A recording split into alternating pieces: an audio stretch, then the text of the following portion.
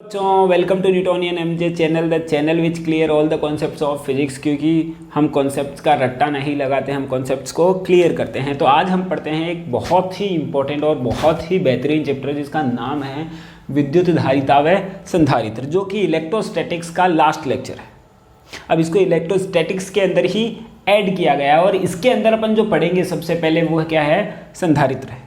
ठीक है, अभी तक अपन ने क्या किया है, इलेक्ट्रोस्टैटिक्स के 3 पार्ट अपन पढ़ चुके हैं और ये लास्ट पार्ट है संधारित्र। अब देखो, ये जो सारा का सारा जो चैप्टर है, ये जो संधारित्र एक टॉपिक है, उसी के इर्द गिर्द घूमता रहेगा सारा का सारा। ठीक है नहीं, यानी कि इसी के अराउंड अपन क्या करेंगे, सारी की सारी स्टडी करेंगे, सारा का सारा काम इस चैप्टर के अंदर इसी के अराउंड करने वाले, बहुत इंपॉर्टेंट है।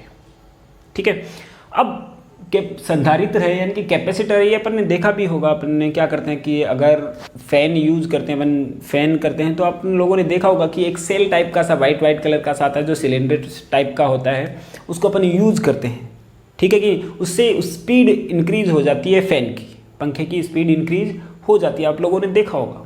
या फिर अपने पास में जो ग्रीन प्लेट आती है, इलेक्ट्रिक प्लेट जो आती है, उसके अंदर भी छोटे छोटे काफ़ी लगे रहते हैं, लेकिन वो अपन ने ज़्यादा गौर नहीं किया हुआ उनके बारे में। लेकिन ये जो पंखे वाला अपन ने सेल देखा है वो काफ़ी बार देखा होगा, तो वो उसका अपन एग्जांपल ले लेते हैं। ये जो टॉपिक है, जो कैपेसिटर, वही चीज़ क्या है, कैपेसिटर। ठीक है, तो क्या होता है कैपेसिटर, अब अपन बात करते हैं। इसके अंदर अपन क्या पढ़ेंगे, कैपेसिटर क्या होता है, क्यों इसकी ज़रूरत पड़ गई, कैसे इसको यूज किया जाएगा और किस तरीके से इसको यूज कर सकते हैं, कितने इसके प्रकार होते हैं और कितनी इसके अंदर एनर्जी होती है, ये सारी बातें अपन इसके अंदर पढ़ने वाले हैं।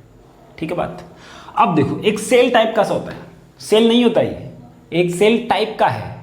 ठीक है, तो संधारित्र क्या है, अपने पास में डेफिनेशन के अकॉर्डिंग एक ऐसी युक्ति है जिसके अंदर अपन क्या करते हैं, ऊर्जा को संचित किया जाता है, जो कि ऊर्जा को क्या करता है, संचित करता है। यही युक्ति क्या कहलाती है, संधारित्र कहलाती है। यानी कि वह युक्ति जो ऊर्जा को संचित करती है, वही क्या कहलाती है, अपने पास में संधारित्र कहलाती है। अब बात करते हैं कि ऊर्जा को संचित तो बैटरी भी करता है, यानी कि बैटरी का काम क्या है, वही तो है। सेल जो अपन यूज करते हैं, 1 वोल्ट 1.5 वोल्ट जो भी है, वो भी क्या है, अपने पास में ऊर्जा को संचित तो करता है, ये भी ऊर्जा को ही संचित करता है।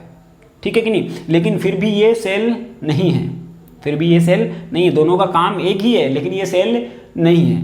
अब अपन देखते हैं कि काफ़ी बार जो बुक के अंदर क्या बोला जाता है कि ये जो एक ऐसी युक्ति है जिसके अंदर अपन आवेश को संचित करते हैं, जो कि गलत है बिल्कुल। आवेश को संचित बिल्कुल नहीं करता है, आवेश को इकट्ठा नहीं करता है। ये जो इकट्ठा करता है, किसको करता है, ऊर्जा को करेगा, और इस बात को मैं प्रूव भी करके बताऊंगा। क्लियर, यानी कि दोनों का काम सेम है, यानी कि संधारित्र और बैटरी का काम सेम है। तो अंतर क्या है फिर दोनों में, यानी कि अपने पास में अपन ने क्या बताया कि ऊर्जा को संचित करता है कैपेसिटर, संधारित्र, और ऊर्जा को ही संचित करेगी अपने पास में बैटरी। ठीक है कि नहीं, तो दोनों के अंदर अंतर क्या आएगा, तो अपन बात करते हैं अंतर की। अंतर किसमें, बैटरी के अंदर और संधारित्र के अंदर। बैटरी व संधारित्र में देखो, दोनों के अंदर अंतर क्या है, या फिर दोनों के अंदर समानता क्या है। पहले अपन समानता देख लेते हैं। दोनों के अंदर समानता तो ये है कि भाई, पहली समानता तो ये क्या है, दोनों ही ऊर्जा को संचित करती है, ऊर्जा को संचित करती है। सेकेंड समानता है ये कि सर्किट के अंदर दोनों का काम ही क्या है, विभवांतर उत्पन्न करने का है। कोई अपन परिपथ के अंदर क्या है, इन दोनों का ही काम क्या है, विभवांतर उत्पन्न करने का है। यानी कि विभवांतर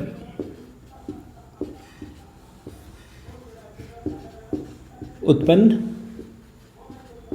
करते हैं। तो दोनों के अंदर समानता तो ये दोनों आ गई अपने पास।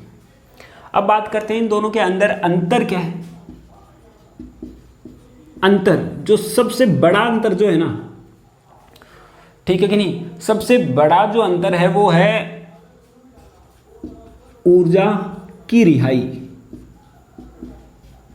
अरे कोई जेल में नहीं है कि रिहाई हो रही है इसकी, इसका मतलब क्या है कि ऊर्जा को देने का तरीका, क्या है, ऊर्जा कैसे वो देगा, क्योंकि दोनों ही क्या है, ऊर्जा को संचित करेंगे, लेकिन दोनों का तरीका अलग अलग है। बैटरी अलग टाइप से ऊर्जा को बाहर देता है, जबकि ये संधारित्र अलग टाइप से ऊर्जा को बाहर फेंकता है, रिहा करता है, ठीक है कि नहीं, यानी कि अलग टाइप से ये रिलीज करेगा, ये भी अलग टाइप से रिलीज करेगा।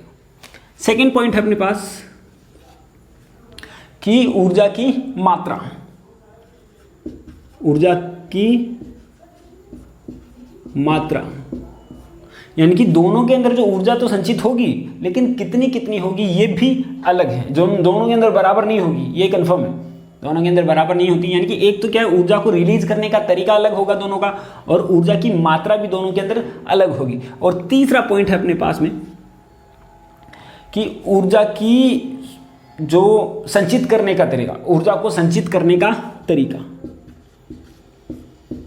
ऊर्जा को संचित करने का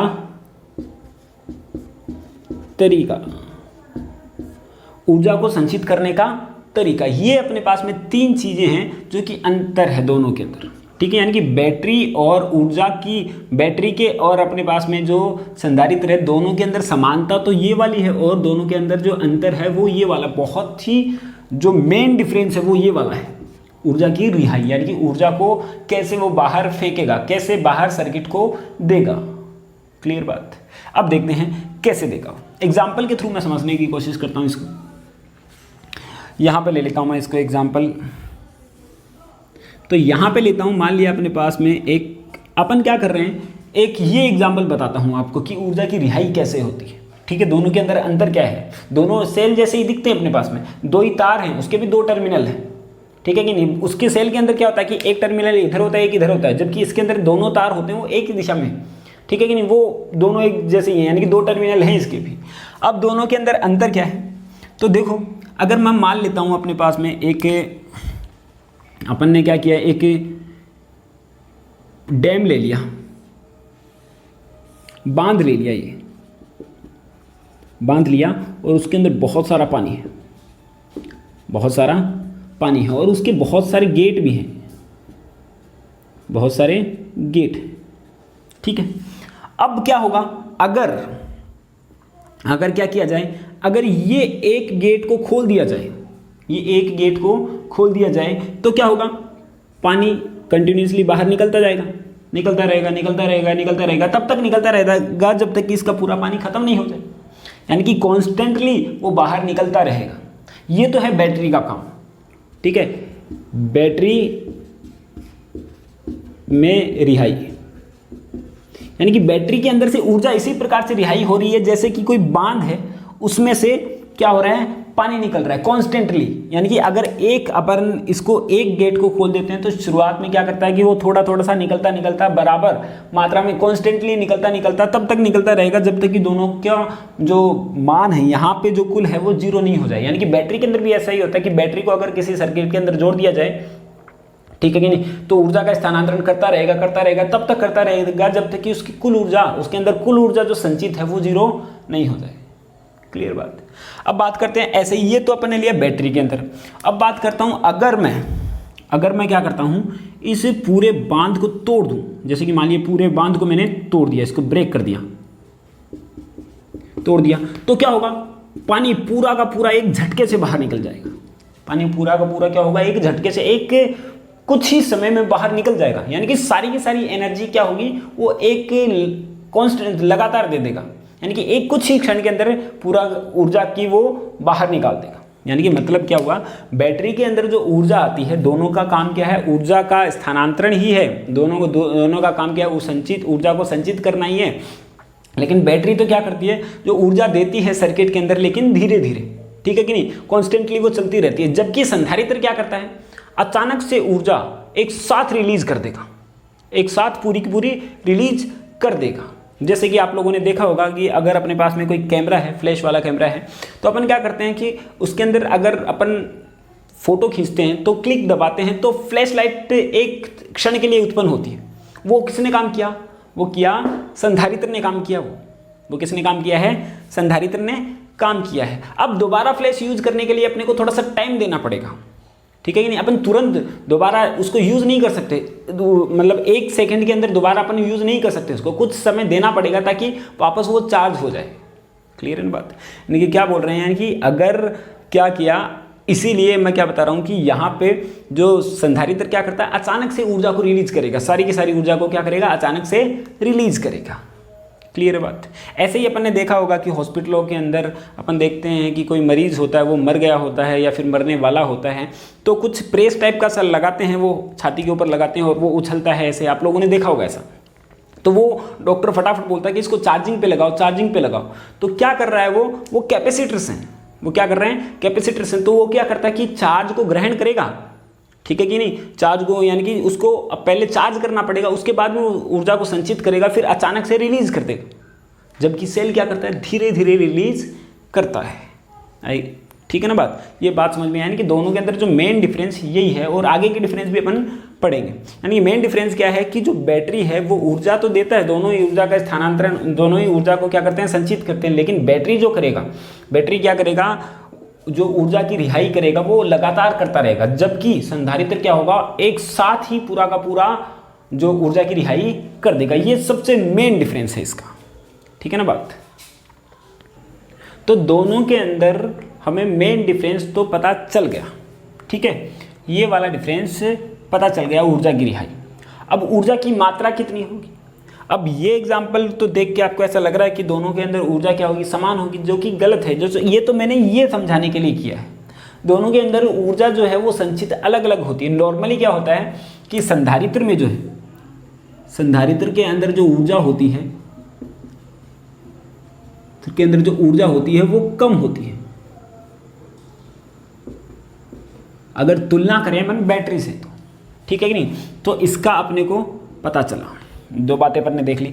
अब ऊर्जा को संचित करने का तरीका, तो अब अपन क्या कर रहे हैं कि ऊर्जा को संचित करने का तरीका क्या होता है कि संधारित्र के अंदर जो तरीका होता है अपने पास में, संधारित्र को तो क्या किया जाता है, अपने को आवेशित किया जाएगा। आवेशित करेंगे अपन, पहले ऊर्जा देंगे, उसके बाद में वो ऊर्जा एक साथ रिलीज कर देगा, वापस उसको आवेशित करेंगे, वापस क्या करेगा, वो ऊर्जा को एक साथ रिलीज कर देगा। जैसे कि आप जो कैमरे का जो एग्जाम्पल मैंने आप लोगों को बताया है, ठीक है कि नहीं बात। अब यानी कि संधारित्र को काम में लेने के लिए, यानी कि मतलब क्या हुआ कि संधारित्र को काम में लेने के लिए हमें क्या करना पड़ेगा, उसको आवेशित करना पड़ेगा। आवेशित किया, अपन ने काम लिया, और फिर बाद में वापस अपन क्या करेंगे, उसको आवेशित करेंगे। तो ये क्रम चलता रहता। तो ये अपन ने तीनों बातें देख ली, ये बात भी क्लियर है, ठीक है बात। अब बात आती है कि भाई ये अपन ने देख लिया, तो इसकी ज़रूरत क्यों पड़ी, क्यों बनाना पड़ा, क्योंकि अपने को बिना मतलब के तो अपन कोई काम करते ही नहीं है, यानी कि कोई तो मतलब होगा ना इसका बनाने का। तो यानी कि अगर मैं क्वेश्चन की बात करूं कि इसको क्यों बनाया,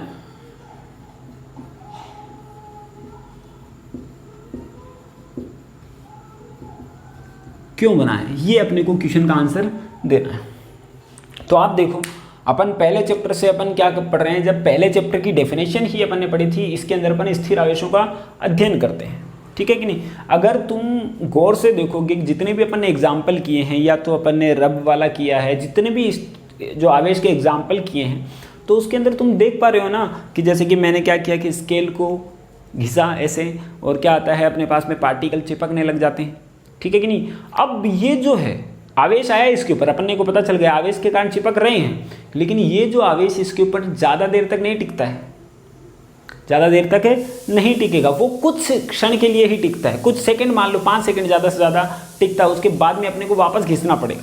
तुम खुद देखो, अगर मैं क्या करता हूँ, इसको ऐसे घिसता हूँ, अगर तुरंत मैंने क्या किया, मिट्टी के पार्टिकल्स के पास में इसको लेके जाऊँगा तो मिट्टी के पार्टिकल्स चिपकने लग जाएंगे।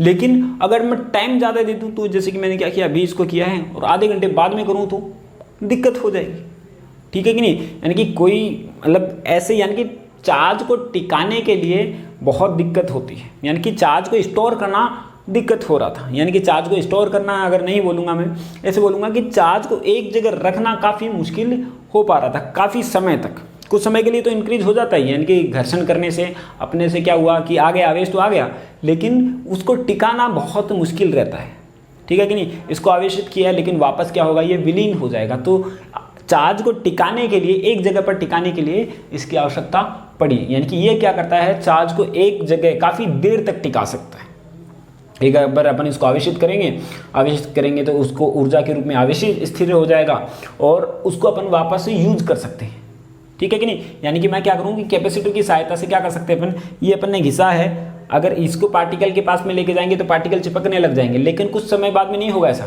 लेकिन बाद में वापस क्या करूँ, अगर मैं कैपेसिटर यूज करके इसको वापस चार्ज करूँ तो वापस इसके थ्रू मैं यूज कर सकता हूँ, लेकिन वो कभी भी कर सकता हूँ। एक बार मैंने आवेशित कर दिया है कैपेसिटर को, तो समझे क्या बताया मैंने कि अगर मैं ये स्केल ले रहा हूँ, पेन ले रहा हूँ, मार्कर ले रहा हूँ, तो उसके थ्रू अगर मैं पार्टिकल्स को चिपका रहा हूँ, है ना, घर्षित किया, पार्टिकल को चिपकाया, जो कि 5 सेकंड के लिए वैलिड है, ठीक है कि नहीं। अब मुझे यही काम क्या करना है, आधे घंटे बाद में करना है। और मैं क्या करता हूँ कि जैसे कि मैंने बाल हैं अभी, तो बाद में मैं गंजा हो गया, मान लिया आधे घंटे बाद में ही मैंने बाल कटवा लिए पूरे के पूरे, तो क्या होगा, अब तो इसको आवेशित कैसे करेंगे।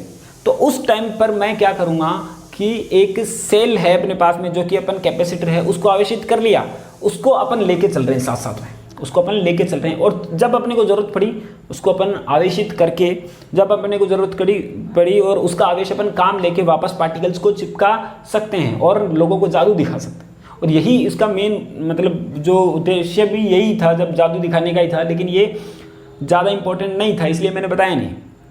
तो क्या हुआ, यानी कि अपन इससे क्या कर सकते हैं कि चार्ज को स्टोर कर सकते हैं, एनर्जी को स्टोर कर सकते हैं, यानी कि चार्ज को टिका सकते हैं काफ़ी समय तक। तो बनाने का उद्देश्य पता चला, यानी कि चार्ज को टिकाने के लिए इसको बनाया जाता है, काफ़ी समय तक रोकने के लिए इसको बनाया जाता है, ठीक है बात। अब बात करते हैं इसको कैसे बनाया जाता है। इसको बना तो दिया अपन ने, कैसे बनाया जाता है, ठीक है कि नहीं। अब इसको जो बनाना है वो इतना ज़्यादा मुश्किल नहीं है ना, बहुत आसान सा तरीका है इसको बनाने का, ठीक है कि नहीं। बहुत सारे एक्सपेरिमेंट किए गए पहले, लेकिन नहीं हुआ, ये बनाने का तरीका थोड़े फेल हो गए थे शुरुआत में। लेकिन अब तो क्या है, अपने को पता है कि कौन सा तरीका यूज़ करना है।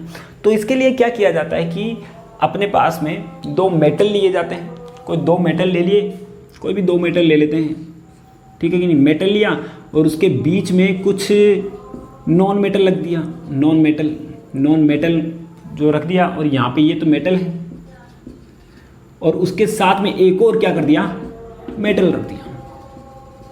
यानी कि मेटल के आगे नॉन मेटल के आगे एक मेटल, समझ में आ रही है ना बात।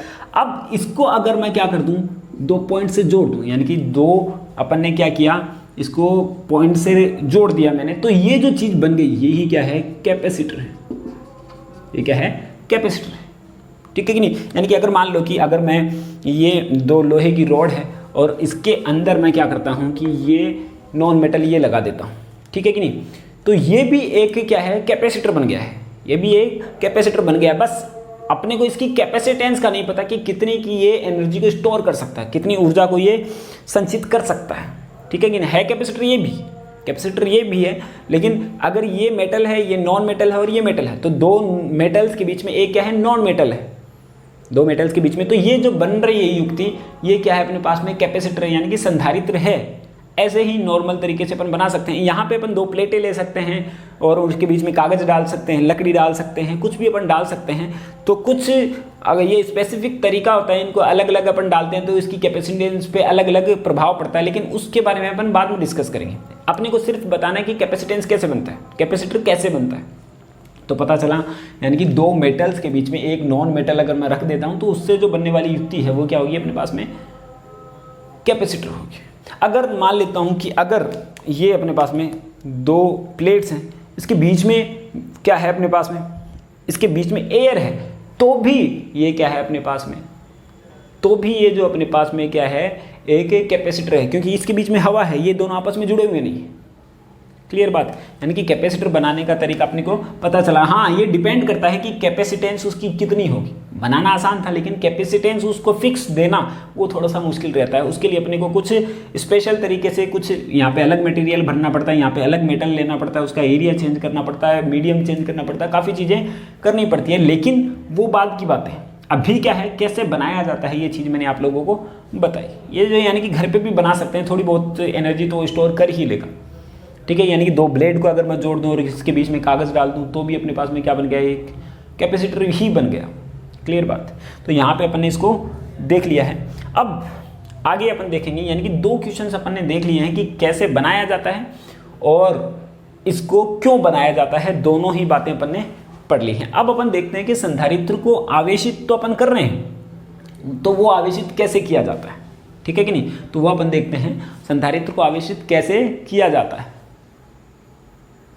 तो अब हम देखते हैं कि ये जो संधारित्र है अपने पास में, उसको आवेशित कैसे किया जाता है। तो 2 तरीके अपन ने, 2 पॉइंट अपन ने देख लिए कि क्यों बनाया जाता है और कैसे बनाया जाता है, दोनों ही कंडीशन अपन देख चुके हैं। अब अपन देखेंगे कि संधारित्र को आवेशित कैसे किया जाएगा। क्लियर बात। तो आवेशित करने के तरीके पढ़ने, मतलब कहने का मतलब क्या है, आवेशित करने के तरीके, आवेशन के तरीके।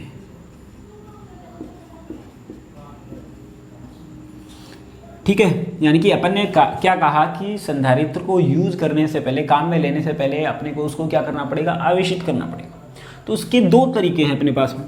तो पहला जो तरीका है वो तो क्या है कि अपने पास में कोई भी मेटल है, अपने पास में एक मेटल ले लिया, ठीक है, ये क्या हुआ, संधारित्र तो बन गया अपने पास में, हवा है तो यहाँ पे, अगर इसके ऊपर मैं घर्षित करके प्लस का Q आवेश लेके आऊँ, प्लस का Q आवेश लेके आ जाऊँ और यहाँ पे क्या करूँ, यहाँ पे माइनस का Q आवेश लेके आ जाऊँ इसको घर्षित करके, ठीक है। तो अब ये जो बनेगा, ये क्या बन गया, एक ये जो युक्ति बन गई, ये क्या बन गई अपने पास में, संधारित्र बन गई, ठीक है। तो इसको इस प्रकार से आवेशित कर सकते हैं, यानी कि कौन सा तरीका है ये, घर्षण द्वारा, घर्षण द्वारा। बट इसके अंदर दिक्कत क्या है कि दोनों के अंदर जो आवेश क्या आना चाहिए, समान आना चाहिए, यानी कि घर्षित करके अपन समान आवेश लाना अपने लिए थोड़ा सा मुश्किल पड़ता है, बहुत ज़्यादा मुश्किल पड़ता है। ये मतलब पॉसिबिलिटी बहुत कम रहती है इसकी, दोनों को अगर मैं घर्षित करूँ, 2 वस्तुओं को घर्षित करूँ, इसके ऊपर धनात्मक आवेश लाया जाए और इसके ऊपर ऋणात्मक लाया जाए, तो ये थोड़ी सी मुश्किल वाला काम। ये सबसे आसान जो तरीका है वो सेकेंड तरीका बहुत आसान है कि 2 अपने पास में मेटल है, ठीक है, 2 मेटल ले लो, प्लेट ले लो, कुछ भी ले लो, है ना, मेटल होनी चाहिए बस वो।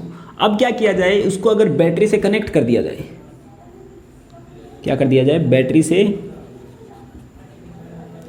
से कनेक्ट कर देते हैं, तो एक साइड तो क्या आएगा, धनात्मक आवेश आएगा और एक साइड क्या आएगा, ऋणात्मक आवेश आ जाएगा, ठीक है कि नहीं। यानी कि जितना धनात्मक ये होगा उतना ही तो ऋणात्मक इस साइड में होगा, ठीक है कि नहीं। तो ये तरीका एकदम बहुत आसान तरीका है, यानी कि संधारित्र को आवेशित करने का सबसे आसान तरीका यही है। अपन जानते हैं कि यहाँ पे धनात्मक आ गया और यहाँ पे ऋणात्मक आ गया, तो यहाँ पे क्या होगा, इलेक्ट्रिक फील्ड होगा, यहाँ पे क्या होगा, इलेक्ट्रिक फील्ड होगा। तो इलेक्ट्रिक फील्ड है अगर इसके अंदर, तो क्या होगी, ऊर्जा आएगी, यानी कि ऊर्जा इसी के रूप में संचित हो जाती है। यानी कि क्या हुआ, एक संधारित्र बन गया, उसके अंदर ऊर्जा इलेक्ट्रिक फील्ड के रूप में। क्लियर बात। तो ये हुआ अपने पास में आवेशन का तरीका।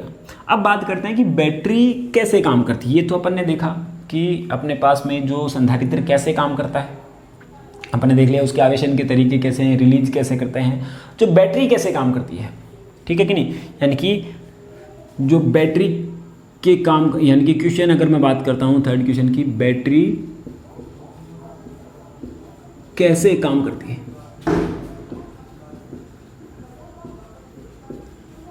अब ये तरीका भी क्या है कि बहुत कम लोगों को समझ में आता है, ठीक है कि नहीं। एक बात मैं इससे और क्लियर कर दूं कि जैसे कि ये पॉइंट जैसे ही मैं समझाऊंगा तो एक चीज़ और क्लियर हो जाएगी उससे। तो बैटरी कैसे काम करती है, जैसे कि अपन ने 2 मेटल लिए हैं, ये वाले मेटल ले लेता हूँ, ए लिया, इसको मैंने बैटरी से कनेक्ट कर दिया, बैटरी से कनेक्ट कर दिया, और यहाँ पे बी मेटल है। तो बैटरी क्या करती है, जैसे कि बैटरी होती है 1.5 वोल्ट 2 वोल्ट जितने भी वोल्ट की है, तो 2 वोल्ट बैटरी। अब ध्यान रखना कि वोल्ट क्या है, एक विभव है, क्या है, विभव है। और विभव अपन जानते हैं कि किया गया कार्य होता है, एकांक धनावेश को एक स्थान से दूसरे स्थान तक ले जाने में किया गया कार्य ही क्या कहलाता है, विद्युत विभव और विभवांतर कहलाता है। तो अपन सर्किट के अंदर विभवांतर की बात करते हैं, विभव की बात अपन नहीं करते हैं, क्योंकि आवेश को अनंत से नहीं लाया जाता है। क्लियर। तो यानी कि मान लिया कि ये बैटरी है, 2 वोल्ट इसका विभव है, यानी कि 2 वोल्ट कार्य है, एकांक आवेश को ले जाने में कितना कार्य करना पड़ेगा, इसको 2 वोल्ट करना पड़ेगा। यानी कि 2 वोल्ट का ये कार्य कर सकती है, 2 वोल्ट तक का कार्य ये कर सकती है, क्योंकि वोल्ट एक कार्य ये, यानी कि 2 वोल्ट तक का कार्य कर सकती है। तो यहाँ पे अपन जानते हैं कि ये जो पदार्थ है इसके अंदर प्रोटॉन, न्यूट्रॉन और इलेक्ट्रॉन है। तो क्या करेगी ये, तो ये क्या करता है, ये बैटरी क्या काम करती है, यहाँ से इलेक्ट्रॉनों को निकालेगी, यहाँ से इलेक्ट्रॉनों को निकालेगी और इधर भेजेगी। ये जो इलेक्ट्रॉन यहाँ से निकाले, तो जैसे ही इलेक्ट्रॉन निकलेंगे, मान लिया कि यहाँ से कुछ इलेक्ट्रॉन निकले, तो उतने ही इलेक्ट्रॉन यहाँ पर आ जाएंगे, यहाँ पे आ गए, और तब तक इलेक्ट्रॉनों का स्थानांतरण करती रहेगी जब तक कि दोनों का, इनका जो विभवांतर है वो 2 वोल्ट नहीं हो जाए। ठीक है, यानी कि ये जो 2 वोल्ट विभव है वो इन दोनों के विभवांतर के बराबर होना चाहिए, तब तक ये निकालती रहेगी। अगर ज़्यादा वोल्ट की बैटरी दूंगा तो यहाँ पे ज़्यादा आवेश आएगा, यहाँ पे कम वोल्ट की बैटरी दी तो कम आवेश आएगा। क्लियर है बात। यहाँ पे प्लस का क्यू आया और यहाँ पे माइनस का क्यू आता है, यानी कि यहाँ पे बैटरी ने क्या किया, बैटरी ने कुछ अलग से आवेश नहीं दिया, बैटरी ने क्या किया, एक आवेश लेके दूसरे को दे दिया, स्थानांतरित किया। और यही तो अपन क्या करते हैं, विभव में करते हैं, आवेश को लेके जाने का ही तो कार्य करते हैं, तो यही तो बैटरी कर रही है। तो बैटरी का काम बहुत इंपॉर्टेंट है, अपने को ये चीज़ समझ में आनी चाहिए। काफ़ी लोग सोचते हैं कि ये धनात्मक आवेश देता है, ये ऋणात्मक आवेश देता है, जो कि गलत है ना। क्या करता है बैटरी, एक से क्या करता है, इलेक्ट्रॉनों को निकालेगा और दूसरी वस्तु को भेजेगा, यही क्रम करता रहता है, और तब तक करता रहेगा जब तक कि दोनों का जो काम है, दोनों के मध्य का विभवांतर है वो इसके विभव के बराबर नहीं आ जाए। अगर यहाँ पे 5 वोल्ट है विभव, तो इन दोनों का विभवांतर भी कितना होना चाहिए, 5 वोल्ट होना चाहिए। ठीक है, तो यही तो काम इसने किया, यही इसमें क्या किया, इलेक्ट्रॉन यहाँ से यहाँ चले गए, इलेक्ट्रॉन इधर आए, इधर से इधर चले गए। तो क्या अपन ने कुछ इलेक्ट्रॉनों, ये क्या किया, अभी भी उतना का उतना ही आवेश है दोनों के ऊपर, आवेश चेंज नहीं हुआ है, बस इलेक्ट्रॉन को इधर से इधर ही तो किया, तो आवेश को संग्रहित थोड़ी किया है। इसीलिए मैंने बोला कि ये ऊर्जा को संचित करती है, न कि आवेश को। आवेश थोड़ी ले रही है ये, नहीं, बिल्कुल भी नहीं। ये जो युक्ति आवेश थोड़ी ले रही है, ये क्या कर रही है, बस एक से दूसरे को स्थानांतरित हो रही है। और ये काम करता है बैटरी, ये काम कौन करती है, बैटरी करती है, अपना काम बखूबी कर देती है। तो यानी कि यहाँ से अपने को पता चल गया कि बैटरी कैसे काम करती है। बहुत ही इंपॉर्टेंट है ये पॉइंट, क्योंकि बहुत लोगों को ये बात नहीं पता होती कि बैटरी का काम क्या है। एक्चुअल में बैटरी का काम क्या है, बैटरी का काम क्या है, आवेशों को एक स्थान से दूसरे स्थान तक ले जाने का, जो कि विभव है। क्या है, विभव है, या फिर विभवांतर बोले तो ज़्यादा अच्छा रहता है। यानी कि यहाँ से आवेश को उठाएगी और यहाँ तक लेके जाएगी, इलेक्ट्रॉनों को उठा के यहाँ तक लेके जाएगी, और तब तक लेके जाएगी जब तक कि इन दोनों का जो विभव है इसके विभवांतर के बराबर नहीं आ जाए। क्लियर बात, ये बात अपने को समझ में आती है। ठीक है, तो यहाँ पे अपन ने क्लियर कर लिया है बैटरी के द्वारा किया गया कार्य। ठीक है, अब संधारित्र यहाँ पे एकदम छोटा सा जो इंट्रोडक्शन अपन ने जितना हो सकता था उतना इंट्रोडक्शन अपन ने दिया है। इसके बारे में क्यों ज़रूरत पड़ी, कैसे ज़रूरत पड़ी, कैसे बनाया जाता है, ये सारी चीज़ें अपन ने पढ़ ली है। अब अपन देखते हैं, इसके बाद में संधारित्र पढ़ा है, अब अपन देखते हैं धारिता।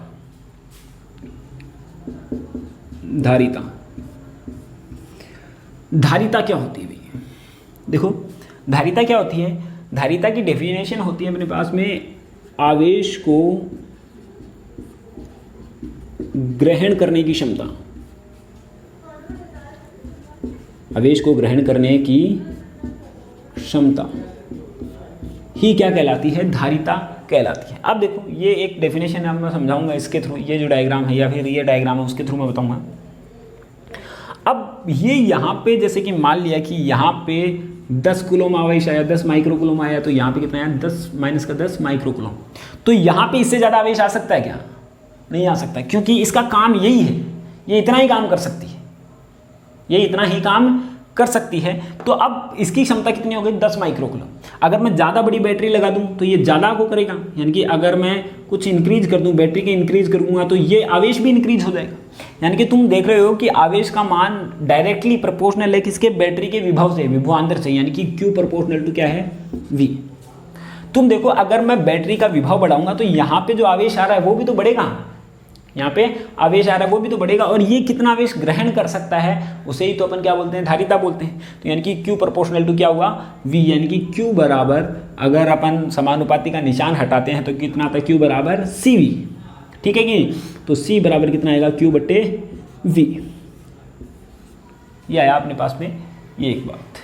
ठीक है कि नहीं। धारिता क्या होती है, आवेश, यहाँ पे आवेश कितना आ सकता है, यहाँ पे आवेश कितना आ सकता है, ये डिपेंड करेगा बैटरी पर। या फिर अगर बैटरी अपन लगा दें तो अपने को पता है कि यहाँ पे आवेश जो ग्रहण करने की क्षमता भी इंक्रीज हो जाएगी। यानी कि ये डिपेंड करता है बैटरी पर, यानी कि आवेश को ग्रहण करने की क्षमता किस पे डिपेंड करती है, V पे डिपेंड करती है। आवेश यहाँ पर आने की जो क्षमता है वो डिपेंड करती है विभवांतर पर, दोनों के मध्य विभवांतर पर। तो Q समानुपाती कितना हुआ, V हुआ। तो Q बराबर क्या लिख सकता हूँ मैं, CV। यहाँ पे जो C है वही क्या है, धारिता है, वही क्या है, धारिता है। अब इसका मात्रक देखो तुम, मात्रक देखो, मात्रक क्या आएगा, कूलॉम अपॉन में वोल्ट। क्या आया, कूलॉम अपॉन में वोल्ट इसका, सॉरी वोल्ट, कूलॉम अपॉन में वोल्ट इसका मात्रक आ जाता है। और इसकी जो डिस्कवर किया था, इसको जो खोजा था वो था फेराडे ने, फेराडे, फेरेड नहीं, फेराडे, फेराडे। तो फेराडे ने इसको डिस्कवर किया था, तो इसलिए इसका मात्रक क्या आता है, फेराडे आता है। क्या आता है, फेराडे आता है। अपन इसकी वीमा भी निकाल सकते हैं, वीमा तुम देखो, वीमा अपन निकाल सकते हैं। तो Q की वीमा अपने को पता है A1T1 है, A1T1 है, और V की वीमा अपन लगा के यहाँ पे इसकी वीमा निकाल सकते हैं, जो कि आसान काम है, जो कि आप लोग कर सकते हो, मुझे पता है इसके बारे में, क्योंकि विभव की वीमा मैंने निकाल के बताई है, मुझे याद नहीं है, मुझे W अपॉन में Q से निकालनी पड़ेगी। तो V बराबर निकाल देते हैं W अपॉन में Q, तो कितना आया, M1L2T- 2 अपॉन में A1T1। अगर मैं यहाँ पे पुटअप करता हूँ तो क्या आया, M1L2T- 2 अपॉन में A1T1। तो यहाँ से ऊपर जाएगा A2T2, ठीक है कि नहीं। तो ये कितना आया, M-1L-2 और T माइनस का T4 हो जाएगा प्लस का, तो ये इसकी वीमा आ जाएगी। क्लियर बात। तो यहाँ पे अपन ने क्या किया, धारिता को भी पढ़ लिया, संधारित्र को भी पढ़ लिया, अपन ने एक छोटा सा इंट्रोडक्शन इसके बारे में देख लिया है। और इसके बारे में अपन और बात करेंगे, इसके मात्रकों की बात, ये छोटा मात्रक होता है, बड़ा मात्रक होता है, इसके अन्य मात्रक भी अपन काम में लेते हैं, किन किन बातों पर डिपेंड करता है, ये सारी चीज़ अपन पढ़ने वाले हैं। तो यहाँ पे सिर्फ में अपन ने क्या पढ़ा है, संधारित्र पढ़ा और विद्युत धारिता की डेफिनेशन पढ़ी है, और ये इसका फॉर्मूला जनरेट अपन ने करके दिया है, जो कि आता है Q बराबर CV और C बराबर Q/V। क्लियर बात। तो यहाँ तक अपन ने दोनों चीज़ों के बारे में पढ़ लिया है। तो अब और थोड़ा सा डिस्कस कर लेते हैं, इसका मात्रक क्या होता है, फेराडे। इसका मात्रक क्या होता है, फेराडे होता है। अब ये जो मात्रक फेराडे होता है, ये जो फेराडे है वो बड़ा मात्रक है, काफ़ी बड़ा मात्रक होता है, इसलिए इसके कुछ अन्य मात्रक अपन काम में लेते हैं, जो कि अपन लेते हैं मिली फेरेड, माइक्रो फेरेड, नैनो फेरेड, पिको फेरेड, ये सारे मात्रक अपन इसके अंदर काम में लेते हैं, ठीक है कि नहीं। तो जैसे कि अपन जानते हैं 1 मिली फेरेड, मिली फेरेड का मतलब 10⁻³ फेरेड। दूसरा आता है माइक्रो फेरेड, यानी कि 10⁻⁻6 फेरेड। तीसरा है 1 नैनो फेरेड, 10⁻⁻9 फेरेड। और चौथा है अपने पास में 1 पिको फेरेड, यानी कि 10⁻⁻12 फेरेड। ये मात्रक अपन ज़्यादातर इसके काम में लेते हैं। क्लियर है। अब सबसे इम्पोर्टेंट पॉइंट, ये जो धारिता है, ये जो धारिता है वो आकार पे भी डिपेंड करती है, आकृति पे भी डिपेंड करती है, और प्रकृति पे भी डिपेंड करती है। आवेश को ग्रहण करने की क्षमता, यानी कि मतलब ऐसा बोलो कि खाना खाने की क्षमता कितनी है, ठीक है कि नहीं, यानी कि खाना खाने की क्षमता कितनी है। तो आवेश को ग्रहण करने की जो क्षमता है वो किन किन बातों पे डिपेंड करती है, आकार पर, आकृति पर और प्रकृति पर निर्भर करती है। इन 3 बातों पे ये निर्भर करती है। कैसे निर्भर करेगी, मैं इसके बारे में नेक्स्ट लेक्चर के अंदर, ब्रीफ के अंदर अपन बताएंगे, ये सारे टॉपिक्स अपन कवर करेंगे, ठीक है कि नहीं। आज के लिए बस इतना ही, और यहाँ तक आप लोगों को समझ में आ गया होगा। नया चैप्टर है, इसके नोट्स भी मैं साथ में ही भेज दूंगा। अगर आपको नोट्स चाहिए तो मैं इसको क्या कर सकता हूँ कि इसको अपने जो टेलीग्राम लिंक है उसके अंदर मैं डाल दूंगा, आप वहाँ से डाउनलोड करके इसको नोट करना स्टार्ट कर सकते हैं। आई होप कि आप लोगों को समझ में आ गया होगा। थोड़ा सा टाइम लग रहा है इसको बनाने में, आप देख सकते हो कि गर्मी कितनी है, और मेरे फेस पे भी अपन देख सकते हैं कि कितनी पसीना आ रखा है। तो गर्मी की वजह से हम थोड़ा लेट बना पा रहे हैं, लेकिन फिर भी मैं कोशिश करूँगा कि नेक्स्ट वीडियो अपन लगातार बनाते रहें, ठीक है कि नहीं। तो आप लाइक और कमेंट का काम तो आपका है ही। चलो, thank you, have a nice day.